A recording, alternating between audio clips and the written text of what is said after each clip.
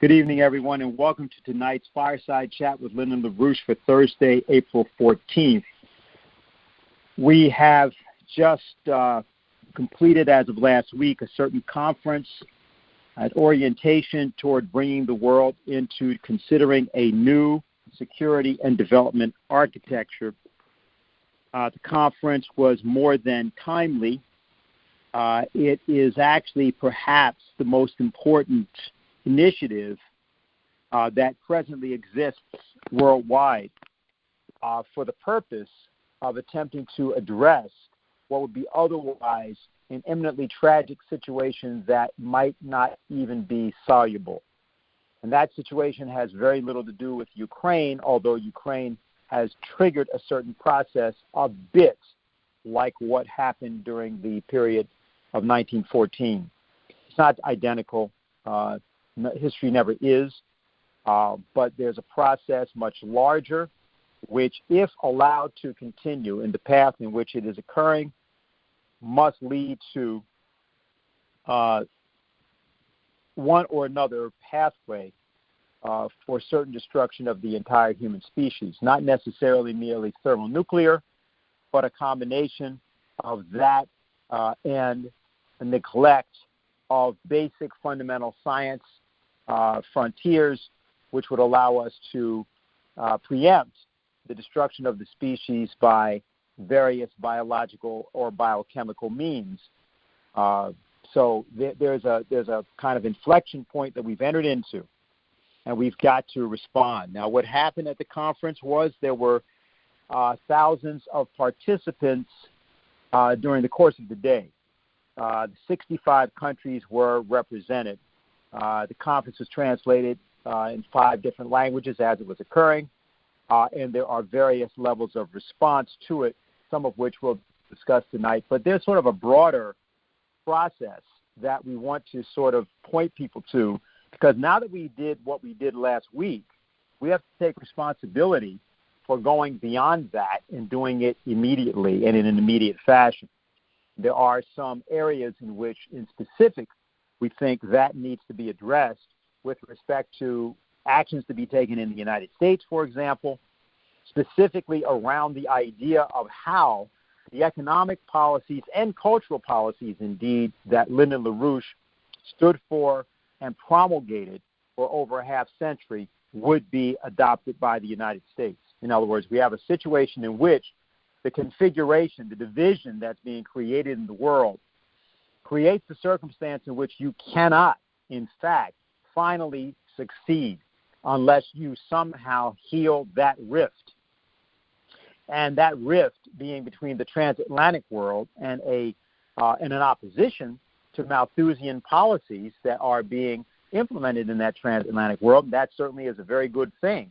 But it cannot be the case that the world can be reconciled unless the United States works together with the nations of Russia, China, India, and others for the purpose of creating a new sort of community of principle among all nations. That has to happen. Now, to the end of trying to indicate the broader question that is before us, because it's not really a question of addressing an immediate crisis, although that, of course, is something that needs to be done. But I want to introduce an idea which was first enunciated in this form by Lyndon LaRouche in a document called Jesus Christ and Civilization. And obviously this being Holy Thursday or Monday Thursday, as it's called by various people, this is a good time to introduce this. So he says, consider the fact that history as we presently know it has been dominated by cycles of collapse and sometimes, at best, recovery. Therefore, how might we be assured now that even if we were to rescue humanity from the effects of the presently onrushing global financial and monetary collapse by the measures which I have proposed, that our thus revived civilization will not begin to slide back a generation or two later into a new round of collapse, a collapse perhaps even worse than that which menaces us at the present moment, a collapse to be suffered by your children or grandchildren? Is it possible that even the mastering of the immediate financial crisis, and in this case, our case, military crisis, requires that we must also act now to overcome the more distant threat of a new dark age? In other words, although I have shown how the world could recover from the presently onrushing global financial collapse, perhaps the world will not adopt that option I have given it. Is there then some deeper, longer-range sickness within the world's presently leading institutions, which, as seems probable at this moment, would prevent the world from accepting such a workable, near-term recovery program? Therefore, I present here the case for linking the two questions, the immediate crisis and the times beyond. I present the two as if they were one indivisible subject matter. Once I shall have said that much, I shall leave it to your conscience to estimate whether or not even the bare, presently continued existence of our civilization depends upon our solving that worrying, longer-term challenge. That would mean that at the least we would adopt an efficiently conscious commitment to solving it to a significant degree over the course of a generation or more immediately ahead. That was written in the year 2000, 22 years ago, and clearly we are a generation away from what Lyndon LaRouche stated at the time. And, of course, he pointed to this broader sickness that had to be addressed even in the midst of trying to address an immediate problem, an immediate circumstance. So I think that it's useful to introduce that, because that is fundamentally the issue of the mission of Christ. Now, we could say a lot of things about this and get into a different kind, and I'm not intending to get into anything in one sense theological about that. I'm not talking about whether you are a Christian or accept Christ as your personal Savior or anything like that. That is not the intent. It is not in any sense the meaning of that. But rather, that clearly the notion was that Christ thought of himself, or that is, certainly what was presented was that this was a universalizing mission. Something was happening at a particular point in history that was intended to change all of history. And that after that occurred, the idea was that others could do exactly the same thing. Matter of fact, that was one of the things that made the mission so polemical. The notion that others were made in the image and likeness of God and could, in fact, do what Christ did, which Christ said himself on many occasions. So I introduced that because the issue of peace and the idea of some sort of ability to reconcile humanity for the better is actually a mission that now falls to anybody that wants to take it. It's clear that it has to be done, and it's definitely clear it's not going to come from the White House at the moment. It's certainly not going to come from the Congress or other institutions, but it has to happen. And so we are met tonight to look at where we stand and in the aftermath of what we accomplished, what can be done. One final thing is that this Saturday, we're going to be having a conference Saturday at 2 p.m. Discussing, that'll be the anniversary, the 100th anniversary of the peace treaty, or the Treaty of Rapallo. This was a treaty signed between Germany and Russia in 1922, pioneered particularly by an individual by the name of Walter Rathenau. And it was a treaty that required that Germany and Russia would reconcile themselves in a way that past transgressions would be put aside in favor of a certain economic policy. We're going to be talking about that on Saturday. I'll also read a statement that's been written by one of our members, Alexander Hartman, after Jason gives his presentation, and we'll say a little bit more about it at that time. So at this point, Jason's on, and he's ready to speak, so let's go right to him, and then I'll refer to this Rapallo statement, and we'll open up for questions and answers. We are going to try to be a little bit more efficient tonight than normal, So just let people know that. So if things strike you that you want to ask about, please decide to get in the queue early on so that we can move along. All right. So Jason, are you there? And if so, you have the floor. Okay. Yeah. Hi. Thanks, Dennis. So I'll also be pretty brief here tonight. I think that people might have a lot on their mind for us to discuss, so we can get to that quickly. A few topics to mention. One is on the situation with Ukraine, with Russia. Biden has now not only accused Putin of war crimes, he's now said that Putin is engaged in the act of genocide, which is totally ridiculous. He said that your family budget, your ability to fill up your tank, none of it should hinge on whether a dictator declares war and commits genocide half a world away. Now, your family budget, your ability to fill up your tank, is not depending on the actions of Vladimir Putin at present. The enormous rates of inflation that we have in the United States and Europe and all around the world, enormous rates of inflation, this wasn't caused by what's taking place in Ukraine right now. That's certainly not helping. Russia and Ukraine in particular are big exporters of wheat, for example. Also, if you include Belarus in the mix, significant exporters of components for fertilizers as well. So definitely this is having a physical economic impact. But the drive for the inflation, the collapse of the economy, comes from the insane system that we've been operating under for decades and against which Lyndon LaRouche fought vigorously and against which we are in the process of creating a new paradigm. So as a result of decades of underinvestment in infrastructure, of shifting away from physical economic profit to measuring monetary or financial profit, to considering that by not spending money on infrastructure repairs, instead of looking at that as depleting the wealth of a nation, it's a way to save money. It's a financial boon. If you stop eating, you'll save a lot of money on food, but where is that going to take you?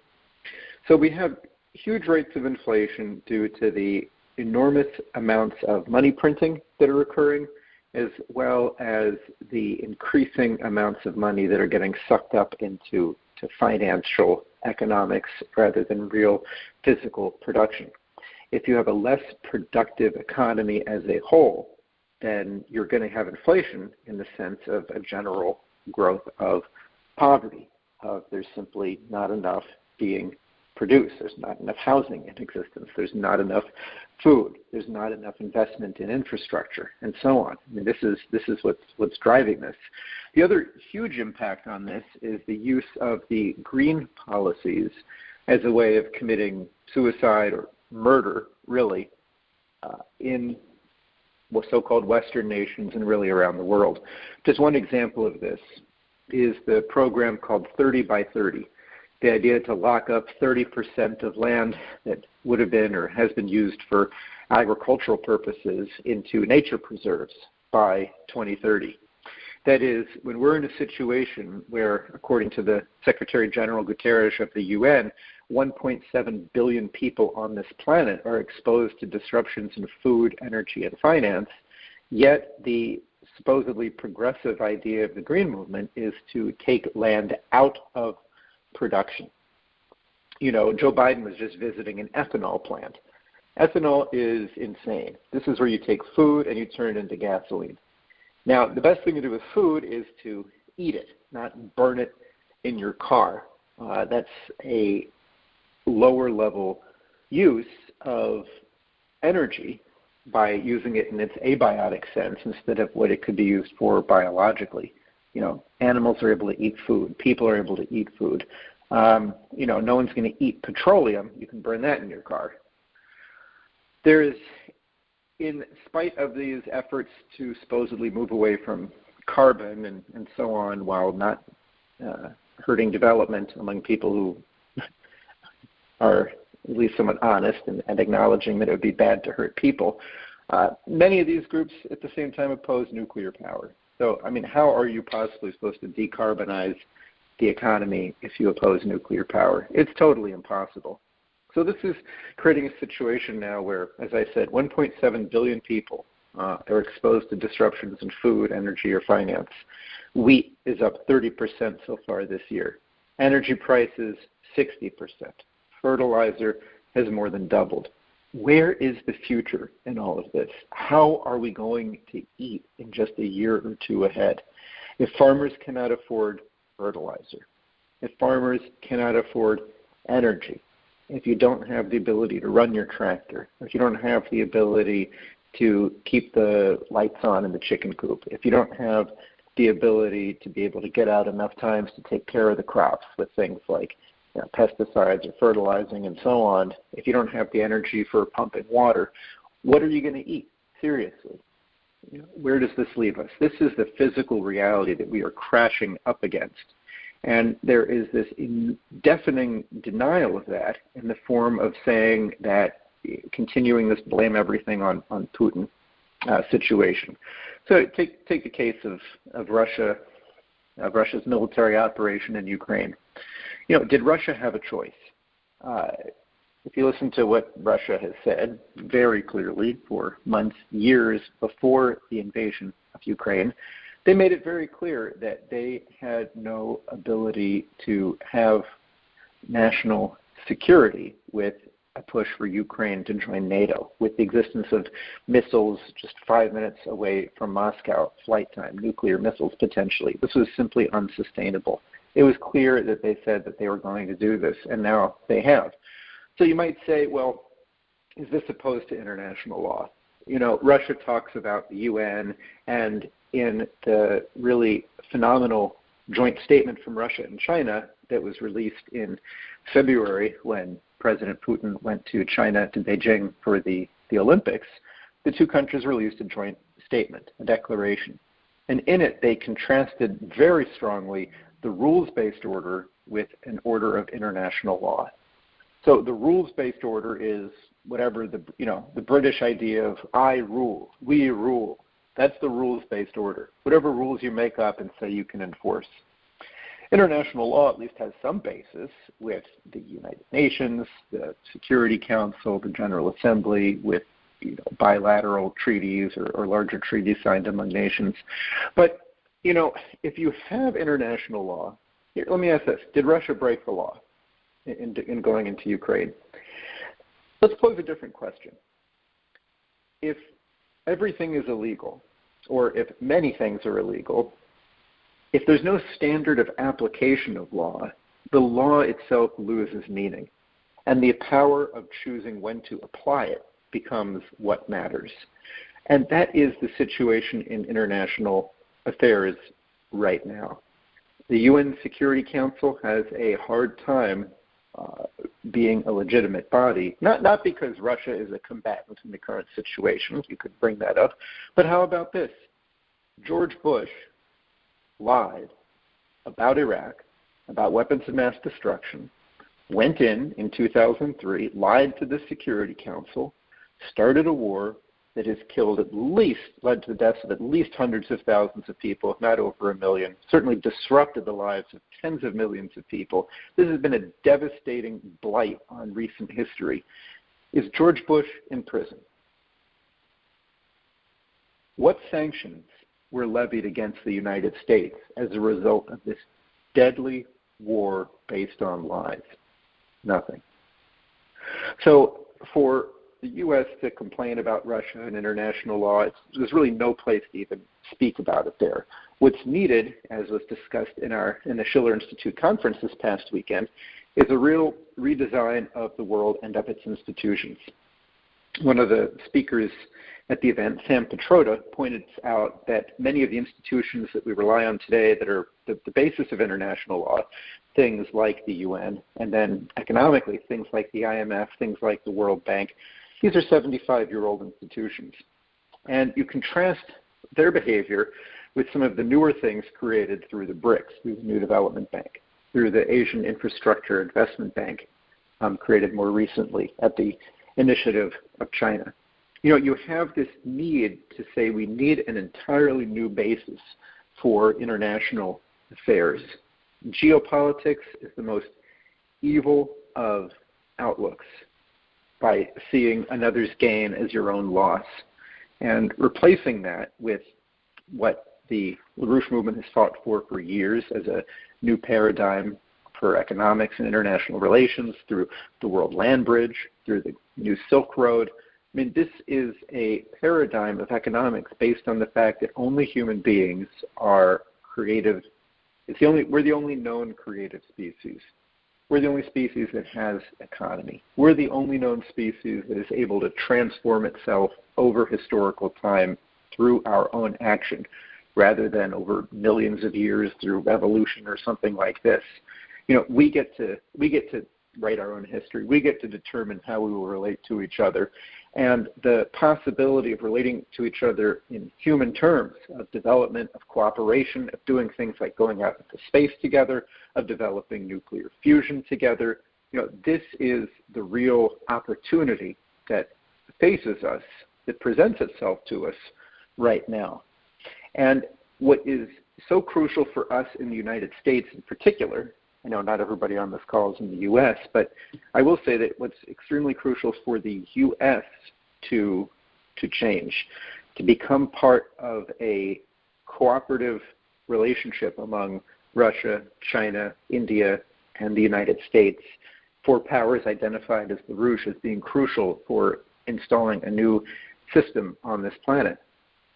And instead of having Treasury Secretary Janet Yellen yelling at China about getting off the fence and joining the assault on Russia, instead of having our government tell Argentina that China better stay out of its nuclear sector, instead of lecturing the world on human rights while Julian Assange rots in a prison cell, the United States can play not only not a negative role in the world, but actually have so much to offer through the history of the United States, through the great potential of the people who live here now, and through what science, the space program, etc., could be contributing to the world culturally as well. So that's really our objective, is to how are we to ensure that the United States acts as part of that, I wouldn't say alliance, but part of that discussion process in a way that allows us to abandon geopolitics and to reorganize the economy.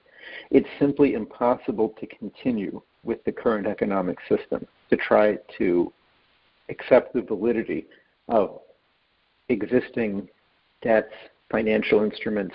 Some of this stuff is simply going to have to be allowed, much of it will have to be allowed to go through bankruptcy, and this is something that requires a different understanding of the role of the government in directing the economy, in directing investment, in directing the future of science and technology and of growth. And let me stop there. So that's what this is an enormous change that's required in the United States, in particular, that can be effected through, of course, consultation and work with other nations. But among the great powers of the world, you sort of say, what is the U.S. doing in particular? We've got a lot of work to do here. Okay, so I'm going to open up the queue here if I can figure out how to do that. Just give me a minute.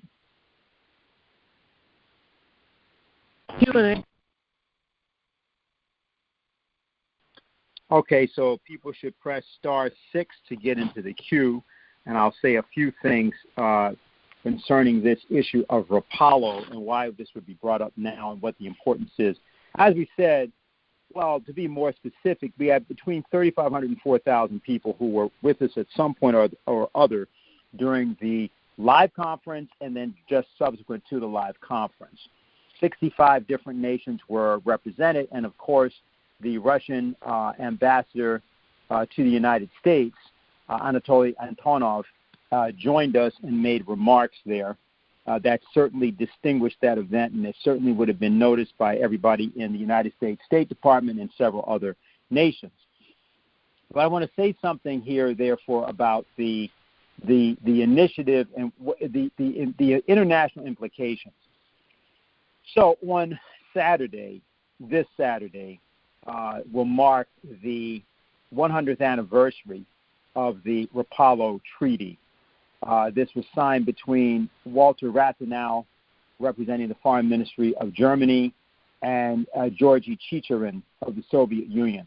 It reestablished normal relations between those two nations, which had been broken from the time of the First World War, which had ended in 1919. The treaty was 1922. And the nations agreed to cancel all financial claims against each other.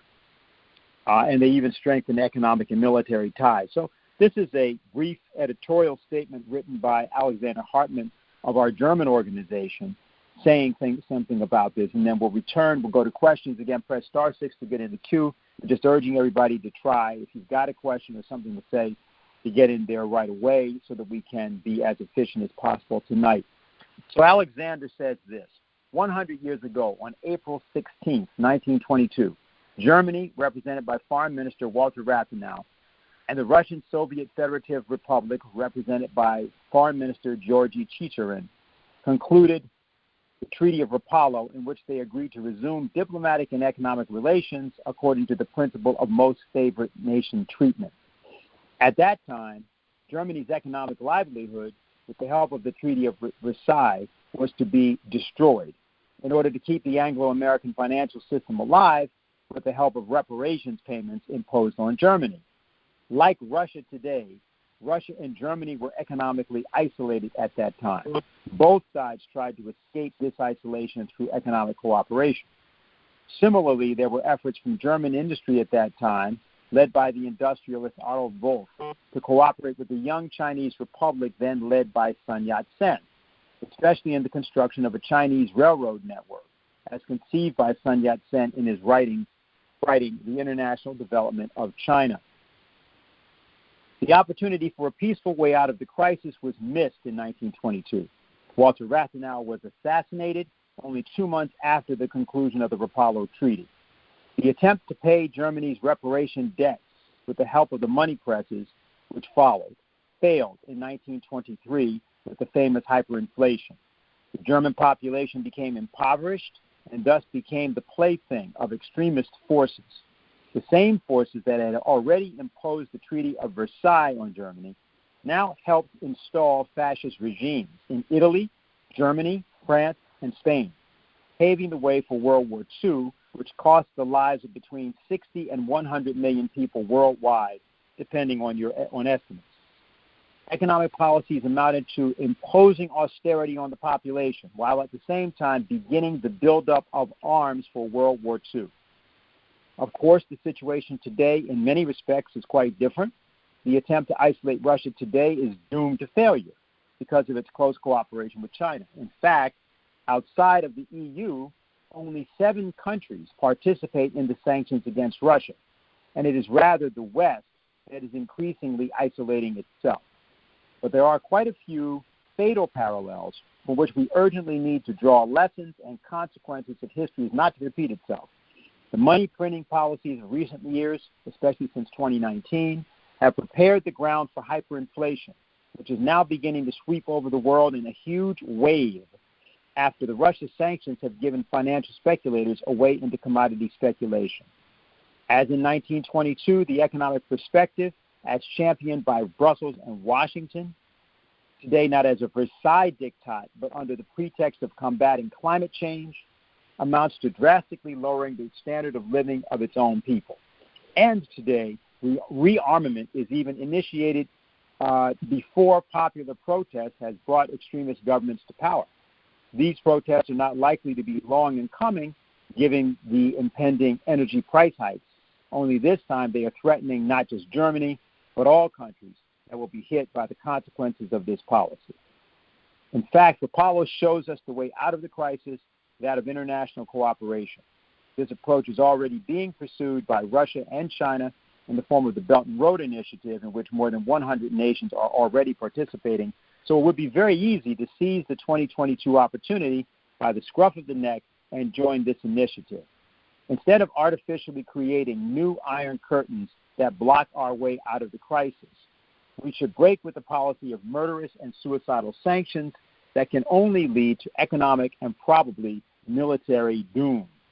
We should subject the speculators' bogus assets based on financial claims that are only apparently kept alive by printing money to a well-deserved insolvency procedure, and create a credit system that enables global economic construction.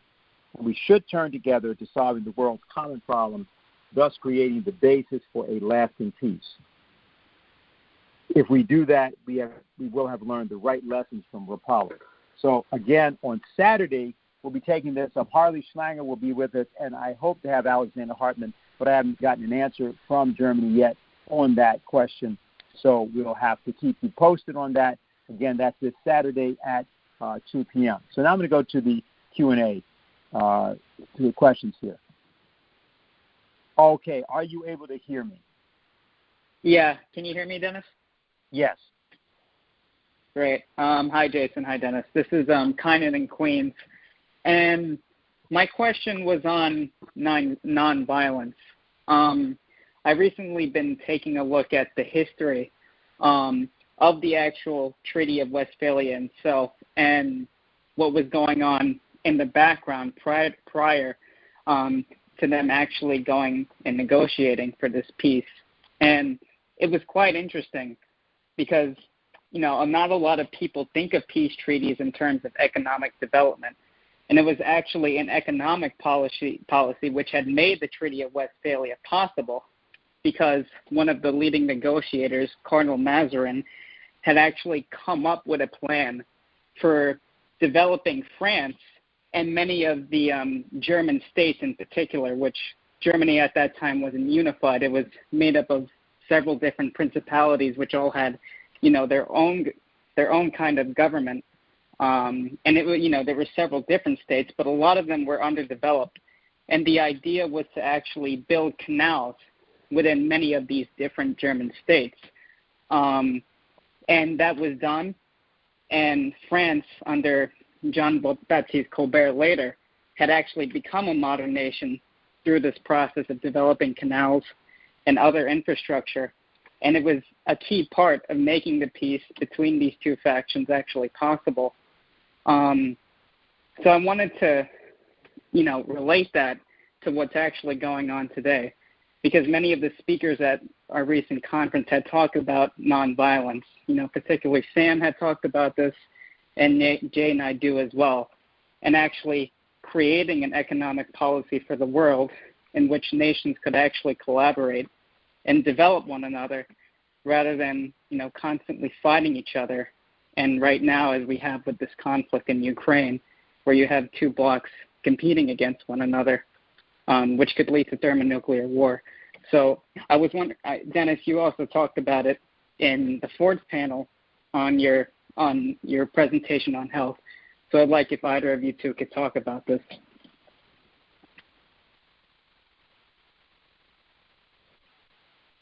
Yeah, Jason, I think you should take up the economic question that he posed, and I may say a couple of things in addition. Sure. I mean, in the sense of nonviolence and even of doing good and of making this a component of peace. I mean, this is essential. This is one of the aspects of Bretton Woods that's, I think, underplayed or not well understood today. The creation of the economic system at the end of World War II was intended by Franklin Roosevelt to be a pathway for development, to end colonialism, to end poverty all over the entire world. And that it wasn't just a sort of a monetary system per se, but it had an intent. The goal was growth. The goal was development. You mentioned Mazarin, you mentioned Colbert. Colbert, just to come back to the international side, but, I mean, he did many things that you'd recognize later with what Hamilton did or with the American system. I mean, he promoted manufacturers in France. He promoted infrastructure in France. He promoted a national and larger scale approach to economy by things like you mentioned the canals, but also getting rid of something like toll roads today through preventing each local, nobleman along a river from charging tolls for goods moving along it, which meant that you just had no long distance economic trading. And Colbert said this is bad for the nation as a whole.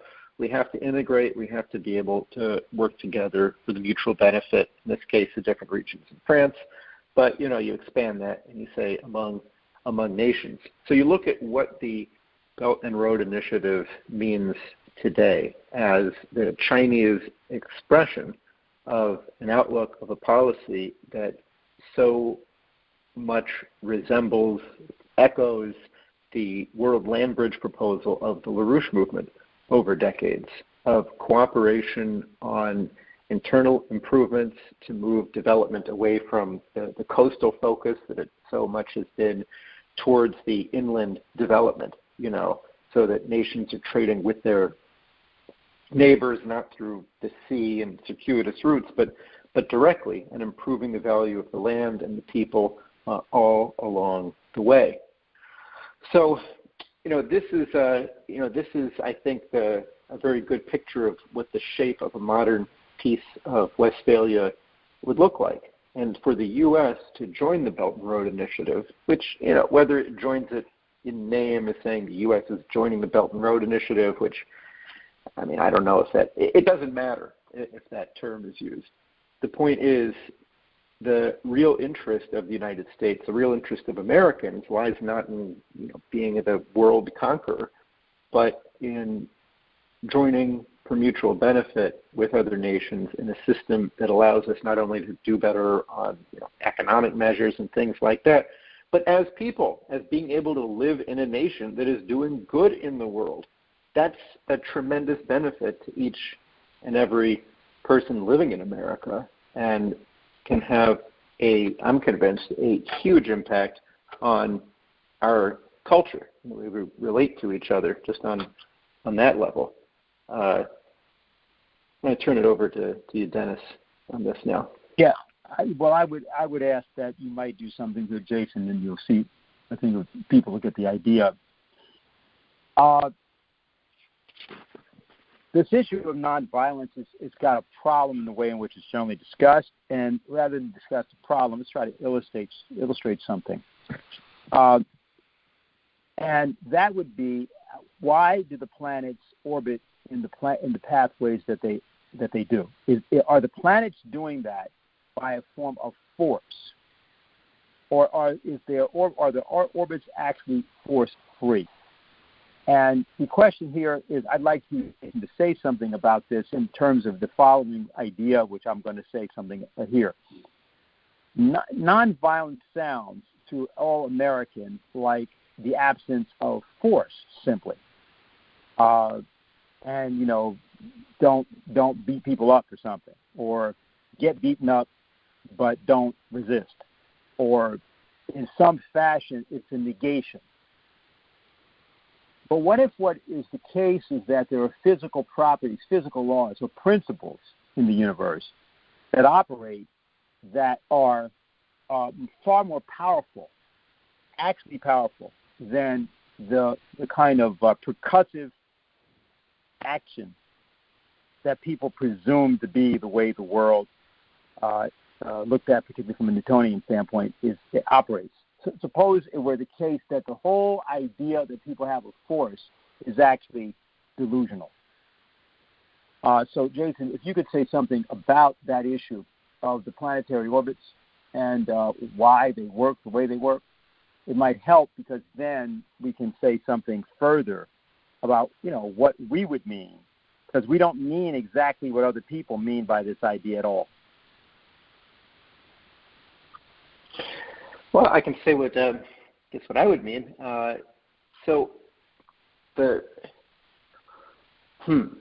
Well, in terms of the planetary orbits, just a quick background, because people, I was listening to a podcast that and everybody gets Kepler wrong on this. Before Johannes Kepler, who wrote his great book, The New Astronomy, in 1609, the goal of astronomy was just to try to be able to predict where you'd see a dot in the sky. If you can say where that red dot of Mars will be, that's it. That's your goal. Kind of like modern machine learning with big data. You say, you know what? We don't really understand how this model is producing the output from the input. We have no clue. There's no way to actually put it in human terms or conceptually or as an idea. It's just a bunch of weights that we have on these these neurons at this point, but hey, you know what? It works and it predicts the output really well, so there you go. Obviously, the models are much simpler before Kepler, but it was something similar that the goal was just to make things work. And people did that with circles. You know, planets move on circles, on circles, on circles, and depending on who you were, you used various numbers of circles and made them move around either the Earth or the Sun or a place near the Sun, which is what Copernicus did. It wasn't the Sun. And that's what happened. Now, Kepler said, look, forget it. You know, this isn't, you have to have some reason that the things are moving in the first place. Why are the planets moving? Why are their speeds changing? Why are they all moving the same direction around the Sun? Why do they have these distances from the Sun instead of another? Why do they have these eccentricities, these shapes of ellipses rather than circles? You know, how far away from a circle are they? And why that amount instead of another? And in endeavoring to answer these questions, Kepler insisted on causes. So he had ideas, and his specific ideas weren't right. I mean, some of them weren't right. Some of his physical hypotheses weren't right. But he was guided by the need to say, hey, we have to find a cause. You can't just model. You have to have a cause. There has to be a reason that things happen. And he had an idea about the Sun causing the planets to move, and when they're closer to the Sun, they go faster because the Sun is actually causing the motion. And he had an idea about magnetism and why they would move closer and further from the Sun. You know, this was a revolution. He didn't just curve fit to an ellipse. He said, I will look for causes. That's in the very title of his book, A New Astronomy Based on Causes. So, you know, when you look at an economy, LaRouche wrote a paper, Reanimating an Actual Economy, that talks about the lessons to be learned from Kepler in thinking about economics today. One of those ideas was about what generates an economic orbit. So you have an economic cycle. On a short term, you might look at a production cycle, but on a long term, you look at what moves the human economy from one orbit to another. And the things that cause those sorts of changes are the development of the steam engine, for example. We've transformed coal or rock instead of something that we would use only to keep ourselves warm or do some cooking. Now we're able to turn it into motion. Complete transformation in the economy. You know, as we develop a better understanding and increase our power in using the nucleus, nuclear fission, which we have now, and developing controlled nuclear fusion, that's going to create an entirely new economic orbit where the shape of the economic space is based on a new geometry, guided by new principles. So, you know, this I think that what we can get from Kepler's approach and understanding the planetary orbits, that necessity to look at, at what the causes are rather than at modeling the effects, is the way you got to look at economics as a whole. What are the historically crucial breakthroughs in science and technology in cultural organization, like the nation state or Bach's well-tempered musical system? What are these breakthroughs that transform the potential orbit, the entire space of functioning of our economy? And you see that in things like infrastructure. You put a rail line through a region, you've changed the shape of the space of the actual territory through which that railroad passes. You're able now to become part of a bigger productive process.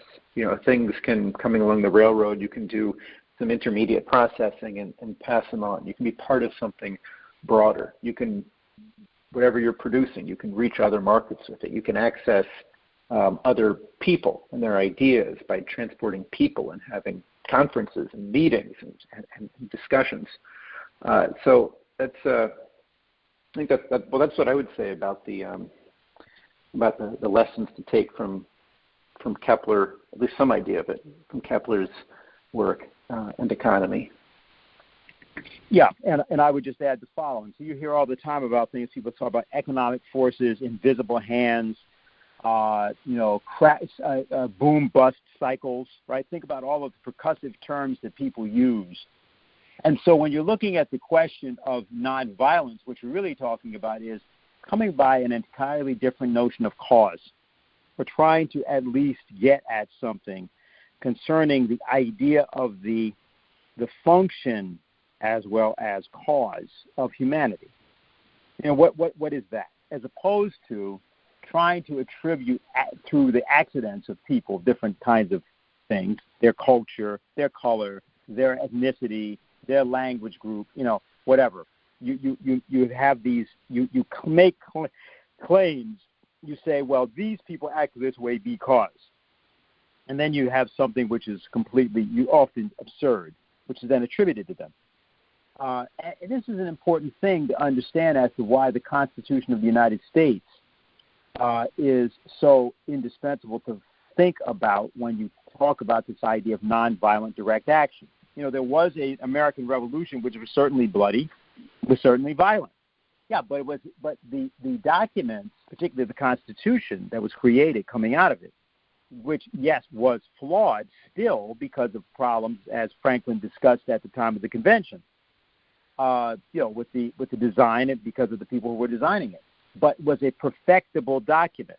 It was not self-perfecting in the normal sense, but it was self-perfecting in the sense that the society that it so composed could, in fact, function as a singularity, which is the thing that had to be established by Lincoln's Revolution in the case of 1861 to 65. But those things were done. Now those things are superseded by something different. And what Martin Luther King was getting at is he was going in a direction of trying to implement that level of self-perfectibility in the Constitution. And he succeeded in that. People say he failed, or some people try to claim he failed because they try to make a list of all the things that he should have done. It's just a positive law list, usually, right? But that wasn't the issue at all. The issue was to apply the principle of the composition of the government, which was in the preamble of the government, but which was not applied politically. He didn't apply it politically. King was not a politician. He never ran for office. He didn't come from a political family. King was a preacher. And what he was doing was he was apprehending, he took a principle around which the country was organized, which is this notion of the general welfare.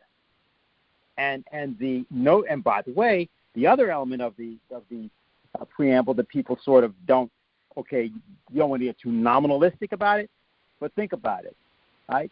We, the people of the United States, in order to form a more perfect union, establish justice, provide for the common defense, ensure domestic tranquility, and establish, give the benefits, whatever, to ourselves and our posterity, do ordain and establish this Constitution. Now, so what is it? It's actually a sacred act.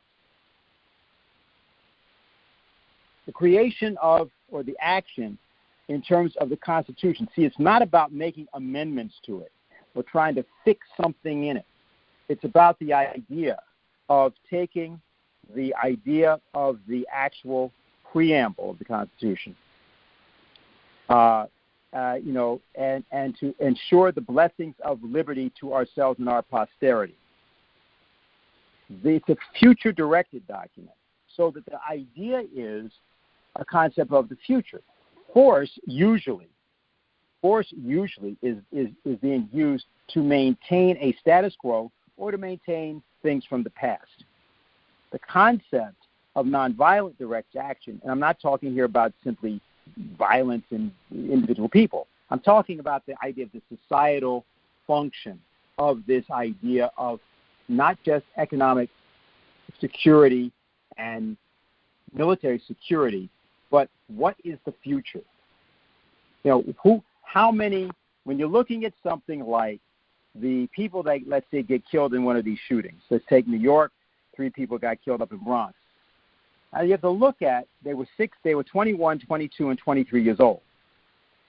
Well, we don't know what effect those killings had on universal history. We can't say, because we don't know about the families that would have been born of those people. We don't know about what those people themselves would have done in what would have probably been another half century of life. It could be that those deaths have had an immeasurable and irreparable effect of a negative variety. But the point of the thing is, how do you measure that? So the issue, it's an interesting thing that we ought to probably think about doing is we should probably promote something like a kind of international institute for the study of physical economy, just under the Schiller Institute. If you look at it, because you've got Kepler's work, which is in this direction, you've got Colbert's work, you've got Jean Baudin, you've got a lot of precursors. Cousin, of course, was critical to this. Because what needs to happen is for people to really place Hamilton and place, let's leave Lynn out for a minute because that's kind of the envelope for all of this. But the work of Henry Carey, what was called the American system, that stuff all has to be placed in the proper context. And that's what nonviolence, the real thing, is actually about. It's about, well, how do we get beyond this brutal, savage, silly way in which people have believed that, percussive actions somehow, win-lose actions, are the sine qua non of governance. Why does there have to be a Leviathan? So this is essentially what we're really into. I think this is just an important discussion that we should all be, just get ourselves more kind of revved up into thinking in those terms. But thanks for the question. I just think it's something that people should think about and maybe look at the speeches again. Certainly Helga's discussion of Lynn's SDI at the end of the panel 4 is a very good location because of her making the point that Lynn had designed a system that was less expensive and was technologically superior to nuclear weapons. So that it meant that war, which had become, that is total war, had become, threatening the whole of humanity, could just be obviated, just wiped out. And frankly, because it wasn't done, we are in this conversation sort of we're having tonight under these circumstances worldwide. Okay, so I just want to go back to questions, and thank you for that. All right, so let me go to the next person here. Okay, are you able to hear us? Yes, I am. Can I be heard? Yeah, go ahead. Okay. Yeah, this is Kevin. Kevin Pearl. I'm in Boston right now. I was just able to call in. I've been kind of tied up doing organizing and the like, but I wanted to give a quick report on last weekend's organizing with the SARE campaign in Western New York, where basically we were out there, and it's a real challenge to anybody who wants to try and keep up with Diane SARE for 3 days. Good luck. But we were out there for 3 days, basically recruiting people for this what's designed to be an impossible task of gathering 45,000 valid signatures to get on the ballot to challenge this real slimeball, Chuck Schumer, who's been a real promoter of not only the green genocide, but this push towards World War III. But basically, we had 3 days, the first day in Hartwick and Cooperstown, the second day in Rochester, and the third day in Buffalo, meeting with a number of people who are interested in the campaign, who've been following us, who've been following Harley, et cetera, or other networks that have already been, approached around the LaRouche movement and around Diane's campaign. It started on Saturday morning in Hartwick, where we addressed a meeting, probably 30 people or so, of a local activist group, many of whom are kind of, libertarian leaning. Some of them have been Trump supporters, a lot of homeschoolers and the like. And they were really focused. Most of the meeting was about some of the local scams that were going on, which are really disgusting, of people losing their homes, of losing their farms, over a combination of incompetence and understaffing in the taxation office, but also clearly real corruption and criminality in terms of real estate speculation and the like.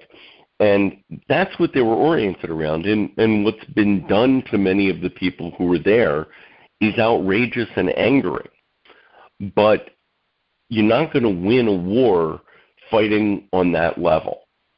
So, Diane intervened and really brought it to a much higher level of the meltdown of the global financial system, of the real strategic crisis, of the conditions that have been created of economic genocide around the world, be that Yemen, Afghanistan, what have you.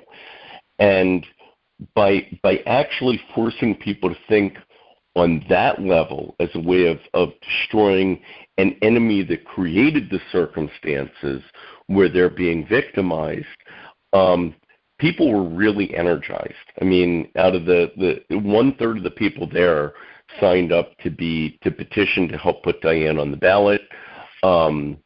And basically they wouldn't let her go. We were there for 2 hours after the meeting left, where she was meeting with other individuals, 2 young women, 2 young mothers who said, I've never been political in my life, but I don't know what to do about what's happening in the world right now, and I want to help on this, who became petitioners and the like.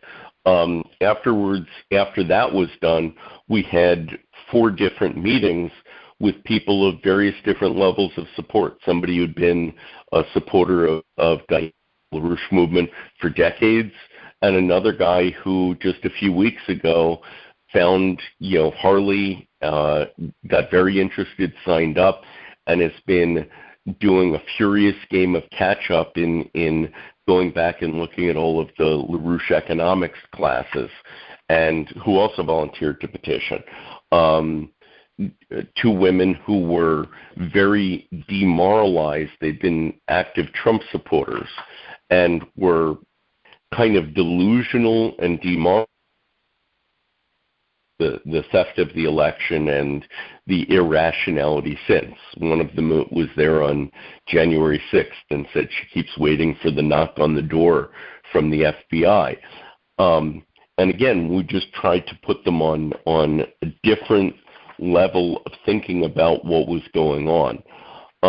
Sunday we met with a crew of real activists in the Rochester area who have been part of the petitioning to put LaRouche candidates on the ballot, going all the way back to putting Lyndon LaRouche himself on the ballot for president in 1984, in 88, etc., congressional candidates, gubernatorial candidates, and the like.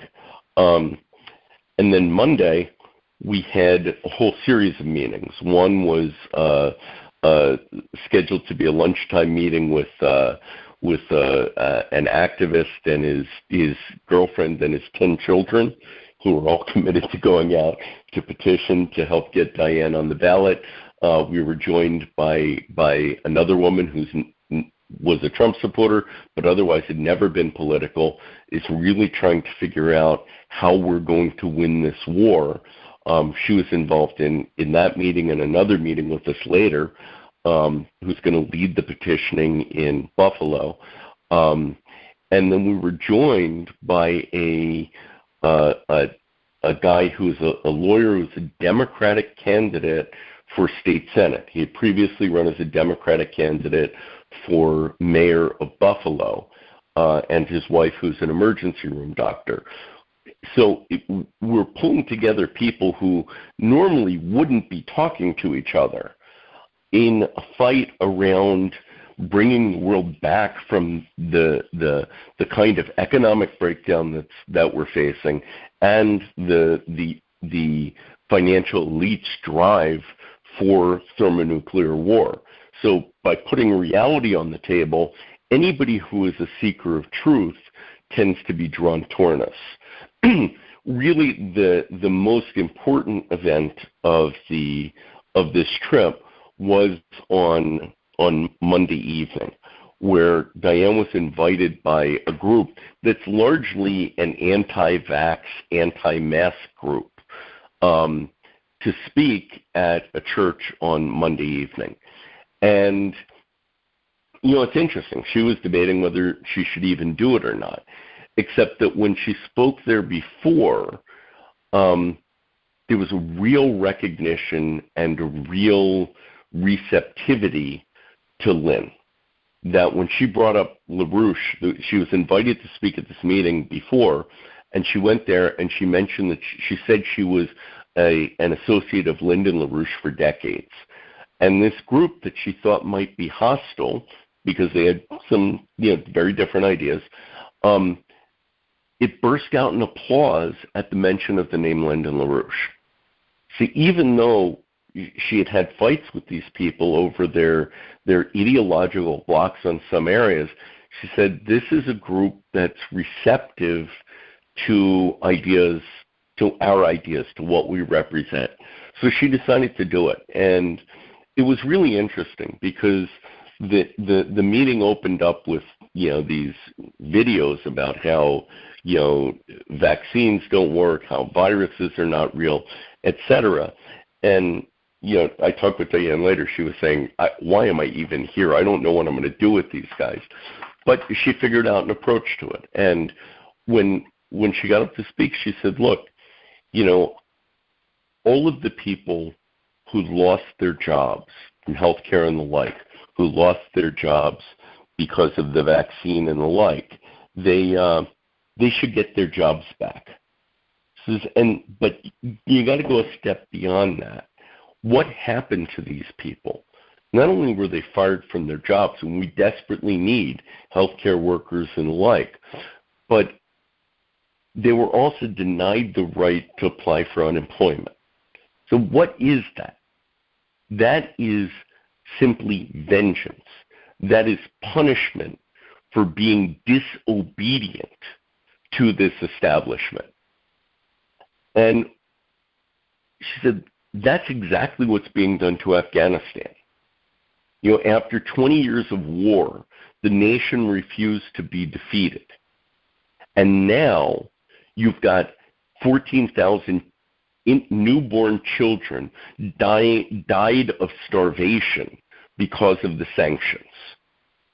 That's a demand for blood, for retribution by the establishment, for not giving in. And so she pulled people from the low level that they were thinking of it onto a stage of world history and went through what happened in Afghanistan, went through what happened in Ukraine with the coup, with the provocations towards war, went through what the alternative was. I mean, she spent a lot of time both in the discussion at this meeting and in the previous discussion on Saturday with the folks who were freaked out at the real estate scams on what Lynn had done with the Strategic Defense Initiative, what it actually was, the way it would have transformed the global relations, the way it would have transformed the economies of the United States, of Europe, of Russia, etc., and gave people a sense that there is a different universe than they're being presented with that can actually give mankind a positive outcome. So after this meeting, which, again, it started with some people denouncing Diane for, supporting masks, ended up with 30 people at this meeting agreeing to petition for her, the people who had originally denounced her coming up and thanking her. And again, it took an hour and a half after the meeting ended to get out of there. It just really underscores the fact that people are very upset about what's going on. They're extremely hungry for leadership. They're extremely hungry for solutions and ideas. They can be dragged in very silly or very ugly directions without that leadership. So we've got to be there. We've got to be presenting people with ideas, and we've got to be inspiring them towards a real solution. So that's kind of what I can add at the moment. Okay. Well, thanks a lot for the report. Very good. Thank you. Okay. Are you able to hear us? Yes. Okay. Go right ahead. Hi, this is Jane from New York. So this is a very exciting meeting tonight. Well, most usually they are, but I'm very powerfully struck by, first of all, Jason, who is so excellent with science, getting into economics, which I associate Paul Gallagher and Dennis Small. Dennis Speed does too, does some of it, but for Jason to get into economics, I know they're not separate. I know they're not. I know they're not. They are understandably intermingled, but I like the way he's presenting it, and I feel like that's a new area and a powerful area, and I really hear a very effective presentation from Jason. But that's more on a the other thing that I was also struck by in tonight's talk is the issue of so we are impressed by the Belt and Road and the countries working together, and we would like the United States to join Belt and Road. We admire the principles and the power of what happened at Westphalia and the coincidence of opposites bringing people together from disparate places and disparate religions and disparate politics, etc. And yet here we, and I thought Kynan spoke effectively. And I also appreciated Kevin Pearl talking about what happened in New York. That's inspiring for me, working on Diane's campaign. But here we are with our United States leaders, these all of the 21st century, and Clinton was engaged in it too, acting like they're the head of kingdoms, as if they're imperialistic, and we don't vote for these wars. It's just that weird dichotomy. But it's sort of in the middle of it is an issue of mutuality. And it seems like American leadership always has to be top dog. If we're going to be anything in these days, anyhow, the 21st century, top dog, whether it's Venezuela or how we take the troops out and then undermine Afghanistan, etc. It's like, where is the idea of mutuality? Where is the idea of the people voting for wars or not for voting for these endless wars? There's just but mutuality seems to be an issue there.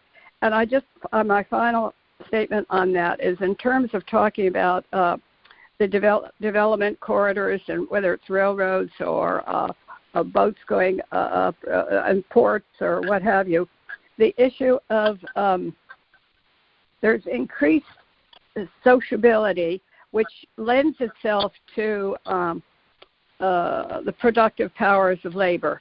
So those words. So there, maybe I need a LaRouchean twist on it, but I would like you to relate to those, particularly the mutuality. Where is it in this world? And FDR tried to do it with Bretton Woods. He tried to do it with a good neighbor policy. And, of course, Westphalia was so important. And I'm delighted to hear that I'm going to be hearing about something I never knew 100 years ago between Germany and Russia on Saturday. But, okay, that's it. Please comment.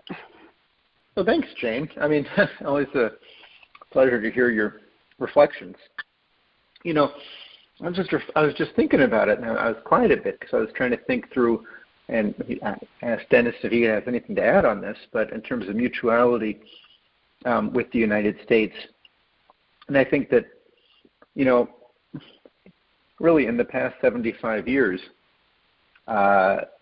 we've been able to do a lot of things on our own. We're feeling that way. We're in a leading role, and it may be a real shift, at least for compared to recent history, to operate in a way that's that's different, to be more one of many. I mean, I think the U.S. still has a major and of course a unique role to play, but we're going to be partners with China. We're going to be partners with Russia, with India, and that might feel a little strange to us. And nothing's coming to my mind right now in terms of some clear historical precedent in the United States that will really resonate well with people. So I'm not sure what to say. I think it is going to feel like a change to us, but I think it's a good thing, because it also means that we're going to have to think more seriously about. When we think more seriously about our relationship to other countries, we think about other countries and other people more. And I think that'll be a very good thing for the U.S. to become more in the habit of doing. Thank you. Yeah, thank you for the question, Jane. That was very, very important. Okay, good. Yeah, just as we go to the close, I just referenced that I happened to see a show today, sort of a talking head show, but these are younger talking heads, these people in their late 30s, mid-30s, late 30s. And they were talking about the Green New Deal. Now, they were all sort of pro-Green New Deal, but what they pointed out was that there was clearly a generational difference. They said the older environmentalists, the people who are in their 60s, 70s, et cetera, were sort of the pioneers of the movement. They see things in terms of no development whatsoever. They don't want to build anything. And so whereas the younger people have thought about this, and what came up in specific, which was interesting, was a discussion around nuclear power, where there were two or three people there were four people altogether talking, and two of them said they had been convinced by one of the others that nuclear power was definitely a technology that at least had to be included in the number of so-called renewables, but more importantly, was really the kind of thing you wanted to build, especially because of all of the paradoxes, conundrums, and dead ends that people have found around the whole solar and wind question and what has just, quote-unquote, happened. Of course, it didn't really happen. It was something that was tried. But it's just interesting to note that as we go along, we're going to find there are all sorts of political changes that have happened in outlook in the United States in the last 18 months. And in many ways, our conference and what we're doing by internationalizing things, getting people to think outside of the weird sort of twists and turns of the sideshow of American politics in favor of thinking about principle. This is, I think, beginning to pay off. It's a very important, orientation that we want to think about. Just to say, and finally, that again, 65 nations attended our conference with representations in some cases of 40 people, 35 people from those respective nations. That means we have the basis for real organization and the reproduction of even whole conferences in other nations, as well as the basis to nationally look at how we might expand our work here. So I just wanted people to be aware of that. There's many other things that we'll be discussing. So again, join us on Saturday. We'll have this discussion using the 100th anniversary, the exact 100th anniversary of the Rapallo Treaty between Germany and Russia. So Germany's a way of trying to get out from underneath the Versailles arrangements, and Russia's way of sort of establishing a kind of form, not of the Belt and Road Initiative exactly, but of a dialogue of cultures. So we'll be talking about that. Harley Schlanger will be leading that, and perhaps we have a couple of other people. We want to see you there at that time. And also the conference, one other thing you can definitely help us do is get out the panels from the conference. I believe they're all broken down. They're all able to be seen by going to the various of the sites and looking at them. And get that discussion going with your friends or associates. Get them to think about what they could do to also help to spread the legacy and the ideas, the economic legacy and ideas of Lyndon LaRouche. So on behalf of the LaRouche organization, I want to thank everybody for joining us tonight. We're going to conclude our call, and we'll see you again next week.